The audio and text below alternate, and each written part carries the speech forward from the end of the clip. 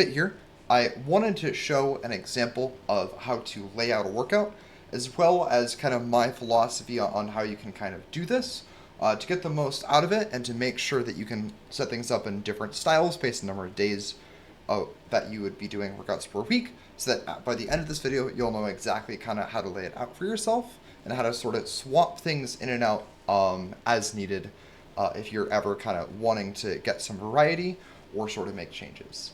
So first, one of the most important things to figure out is how frequently you want to be working out in a week.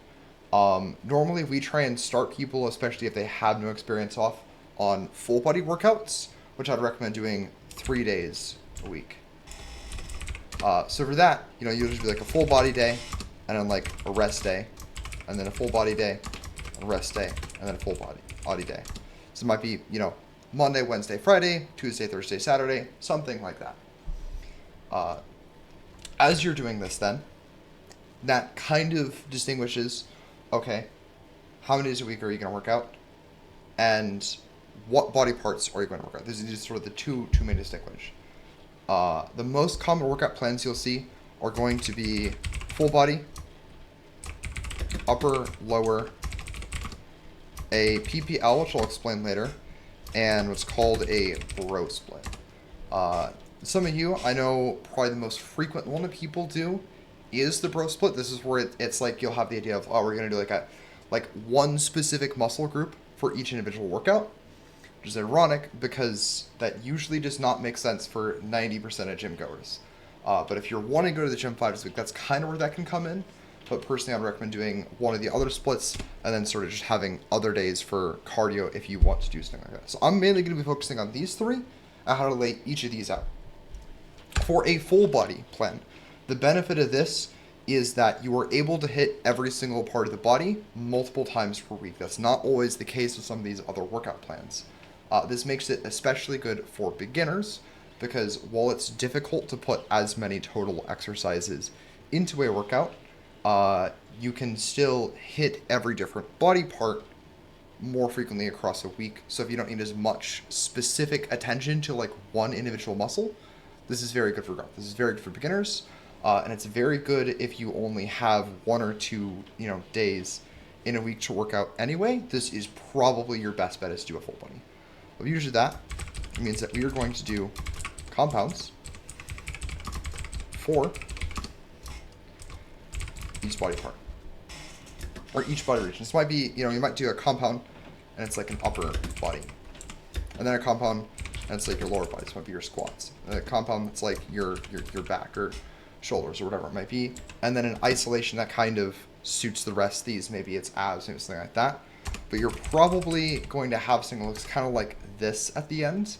So maybe it might be like bench press for however many reps, and maybe squats, leg press, whatever it might be, and I'll say like lat pull downs as an example, and then I don't know. Let's say it's you're wanting an upper body focused day, so then maybe it's like just to use a sample exercise. I think a lot of people are familiar with, like a bicep curl is an example of an isolation or an accessory exercise because it's only working one muscle, your bicep.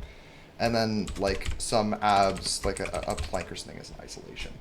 So this might be your layout for this, and then you choose whichever rep range you prefer for these different exercises, and then do that in a full body plan.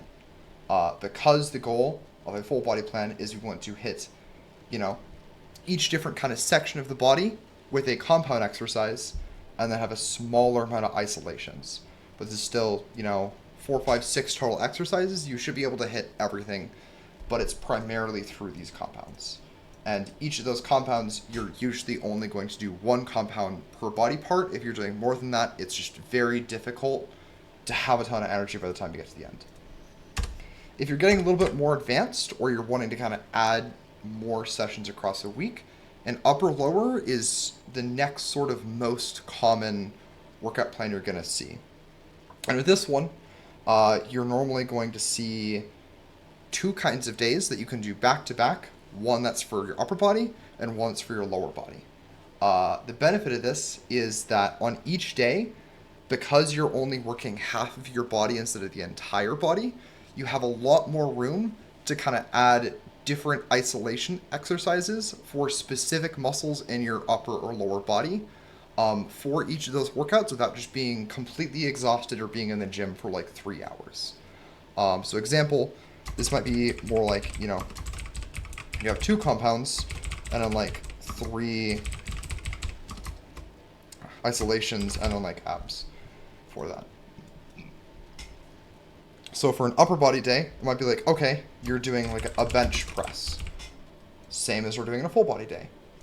But we're not doing the lower body or anything else this day. So maybe then it's like, okay, well then maybe you do an overhead press. In addition to the bench press, you're doing 2 compound movements for the upper body during this day. And then like a bicep curl. And then, I don't know, maybe like tricep push down. Something like that, something that's working a different section of your upper body. If it's a lower body day, then maybe it's more like squat, RDL, and maybe like curls and leg extensions. This would be a pretty common setup to see for a lower body day. And across a week, it might be like Monday, upper, Tuesday, lower, Wednesday you rest, then Thursday you're doing upper again, and Friday you're doing lower.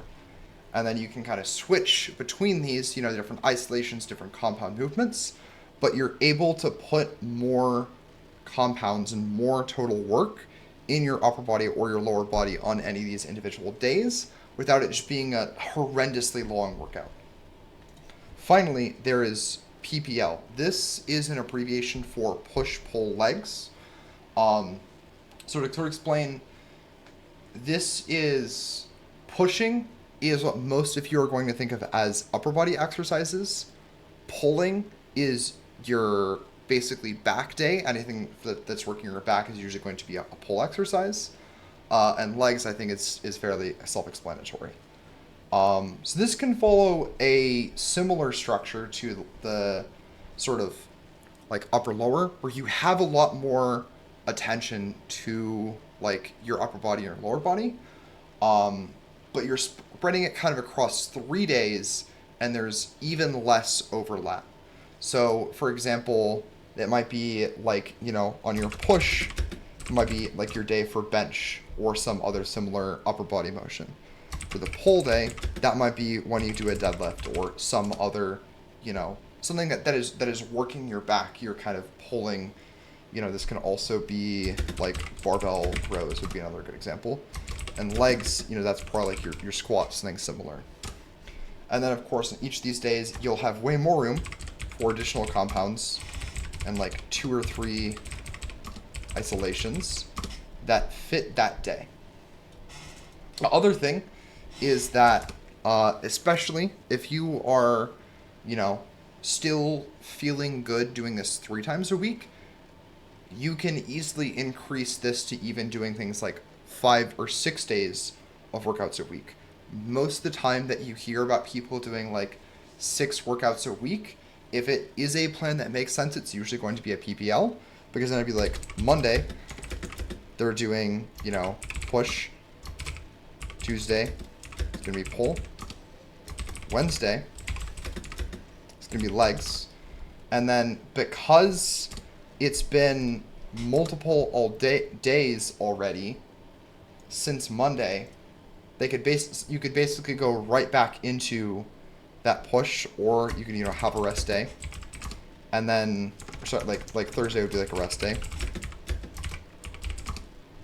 and then Friday push, Saturday pull, Sunday legs, and then you go back into Monday and you did your last push on Friday, and so it's still this is the same amount of time that you might have as like an upper lower, where Friday you're kind of doing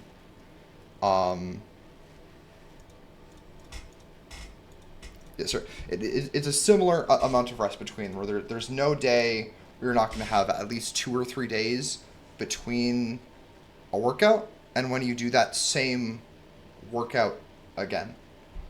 So then you can, really be pushing each of these on those individual workout days, and then still having a time to rest and recover. Because if you think about it this way, like if you really push your legs, your arms probably aren't that tired the next day. You're probably not going to be sore in your arms. Your legs might be sore, but your arms probably are not. But if you do a workout and you push your legs really hard, within that hour, you've already taken the time to push your legs extra hard, so you're probably tired, which makes it difficult for you to then go and push your upper body, like your arms, just as hard, or your back just as hard.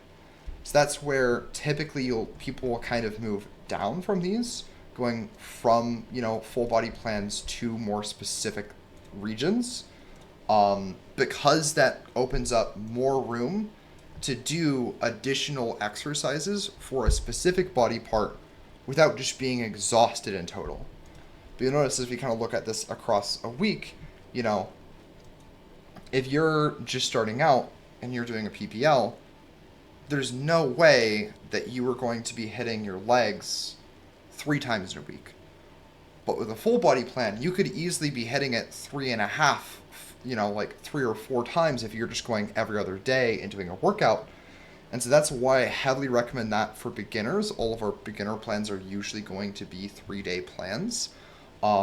Because if you're doing full body, you don't need to worry about kind of the specifics of when you're laying things out across a week. And it's going to allow you to hit any given part of your body more. You just won't be using as many specific exercises for that without the amount of time that you're spending up in a gym going up dramatically. So basically, I've explained this in the anatomy video, but if you haven't seen that, for you to make progress in a workout, you need to be pushing yourself to a point that's challenging. I say this all the time. You need to be getting progressive overload, meaning you're pushing to the point where you're not sure that you can do more, so that next time you can come in and do a little more and have that still be pushing yourself. And, then a year from now, what's really difficult now is going to be like your warm-up. That's kind of the general idea for anything like this. This is also true for even like cardio if you're running. If you can barely run a mile today, but you try and run a mile every day, at the end of the year, you can probably run a mile pretty well, but you might not be able to run 3. If you go, okay, I can run a mile now, I want to run a mile and 1/10 of a mile tomorrow, then it's like, okay, you can do that. And then across a year, you'd be able to run what, like 6 miles? It's 50 weeks? Yeah, something like that. If you increased it by like a 1/10 of a mile each week.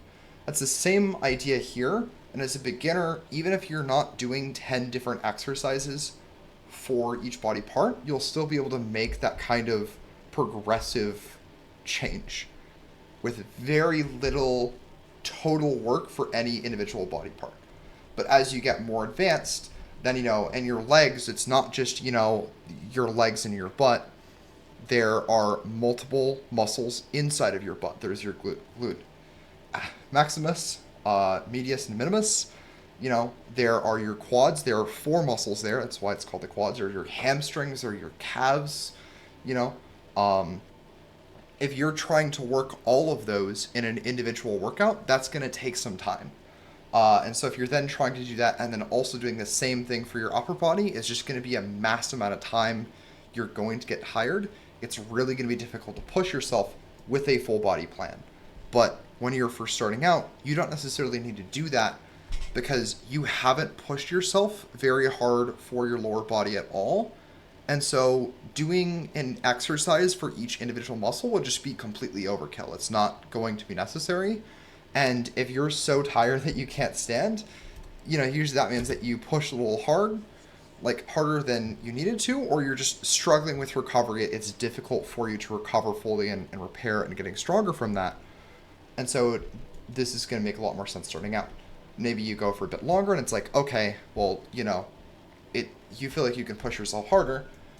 Maybe you go to 4 days days a week, and then an upper lower plan makes sense. Or maybe it's still, 3 days a week, but you're doing like an upper and then a lower and then an upper or a lower and upper and a lower and just kind of alternating like that. Something that can totally happen.